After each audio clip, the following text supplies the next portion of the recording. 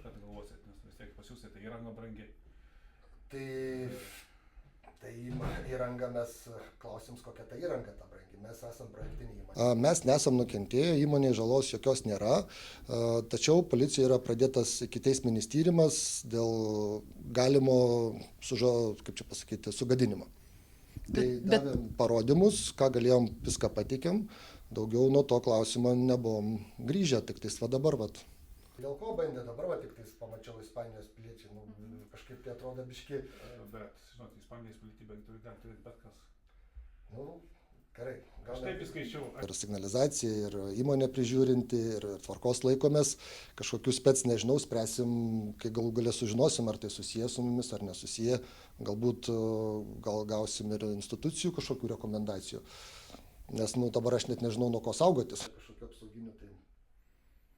Nežinau, gal dabar kaip tik reikia sakyti, kad viską turim miega 12 žmonių komanda. Žiūrėk, kaip pasakysi, taip gerai. Tai bus teisybė. Ne, tai aš noriu, mums to triukšmo reikia ko mažiausiai. Taip. Šį įvykį taip pat priskiriame tai kategorijai įvykių, apie kuriuos jau esame šnekėję ir prieš tai. Tai yra tai, kas susiję su pavojingomis siuntomis, su kitais išpoliais, kuriuos mes vadiname kinetiniais ir tom nekonvenciniam kinetiniam operacijom. Taip, tai yra vienas iš tos grupės įvykių, apie kurį anksčiau nebuvo skelbta, nors atkreipiu dėmesį, lygiai taip pat ir indikuodavom, kad mes tų įvykių, apie kuriuos nepaskelbėme, turime ir daugiau. Tai čia šitoje vietoje jisai buvo ir užkardytas, ir įtariamieji yra sulaikyti ir tas tyrimas toliau ir vyksta.